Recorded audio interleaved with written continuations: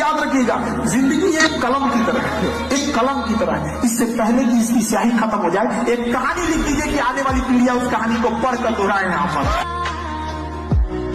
जिस दिन आपको डर लगने लगेगा ना कि बहुत पढ़ना है, समझिएगा आप सफलता के रास्ते में। जिस दिन डर नहीं लगेगा ना आपको, अरे हो जाएगा मेरा, आप भी जाएंगे होलसेल में।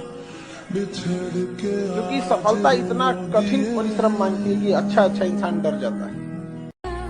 बहुत कम लोग होते हैं जिनके पास समय और समझदारी दोनों टाइम पे आ जाती है, वरना अमूमन इन दोनों में उल्टा रिलेशन होता है। आप देखिएगा अभी आपके पास बहुत टाइम है, समझदारी उतनी नहीं होगी। एक टाइम आएगा समझदारी बहुत आ जाएगी, टाइम ही नहीं बचा पाएगा। याद रखिएगा, स्टूडेंट लाइफ में जिस चीज से आपको बहुत खुशी मिली होगी ना, जिस लम्हों में आप खूब खुश रहेंगे ना, 2-4 साल बाद उन्हीं लम्हों को याद करके रोएंगे कि ये गलती नहीं किए रहते तो आज हम भी सफल होते।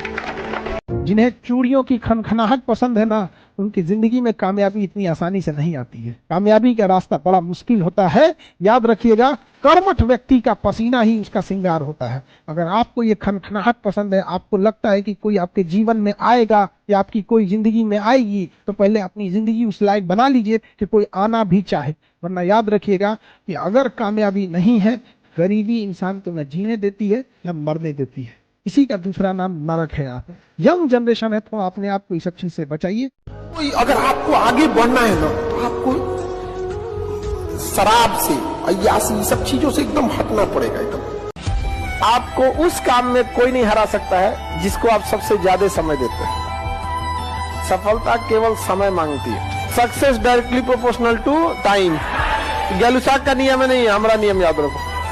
एक बात समझो, सुख ऊपर वाला दिया है, हम हंस के स्वीकार करते हैं। दुख भी वही दिया है। उसको लगता है कि इसे सुख देना चाहिए, उसे लगता है दुख देना चाहिए। जैसे हम आपको पढ़ाते हैं, हमें जब जरूरत लगेगा 2-4 घंटा लगाते भी हैं।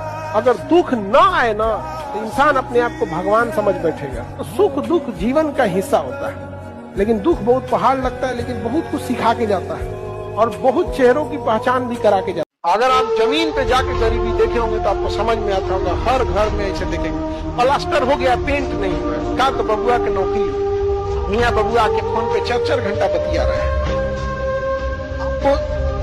आपको कोई मोटिवेशन की जरूरत नहीं है, बस अपने घर की स्थिति याद रखिएगा ना। आपके भरोसे बैठा है घर का हर एक चीज। काबिल इतना बनिए ना कि लोग आपको रोकने के लिए ना साजिश करना पड़े, कोशिश नहीं।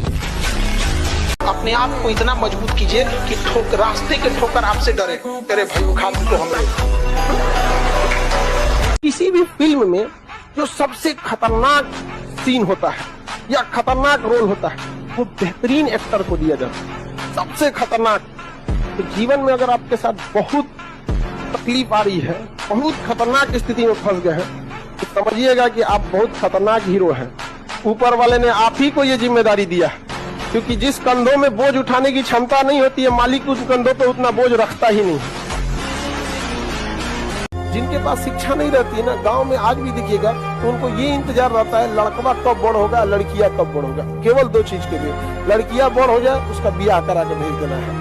जैसे इंटर पास की पिया छौक न जान गई, बियाह करा के भेज दो। और लड़कवा जैसे बड़ा हो गया, उसको कमाने भेज दो। किस तरह से कमा रहा है इससे कोई मतलब नहीं है, कोई मतलब नहीं है। बेचारा कितना घंटा काम कर रहा है, ओवर टाइम कर रहा है, वहाँ उसको रहने के लिए सही व्यवस्था है कि नहीं है, खाना सही से मिले, कोई मतलब नहीं। बाबू, जब दिवाली आ रहा है, दशहरा आ रहा है, घरे पैसा भेज देना। आप लोग खुश नसीब है जो आपके माँ बाप यहाँ पढ़ने के लिए भेजे हैं। एक बार सक्सेस हो जाओ, लाइफ आपके हिसाब से चलेगी। माँ बाप आपसे पूछ के डिसीजन लेंगे, लेकिन अगर आप कुछ सक्सेस ही नहीं रहेंगे, माँ बाप आपको झेल के लेके चलेंगे, तो फिर आपसे डिसीजन क्यों लेंगे।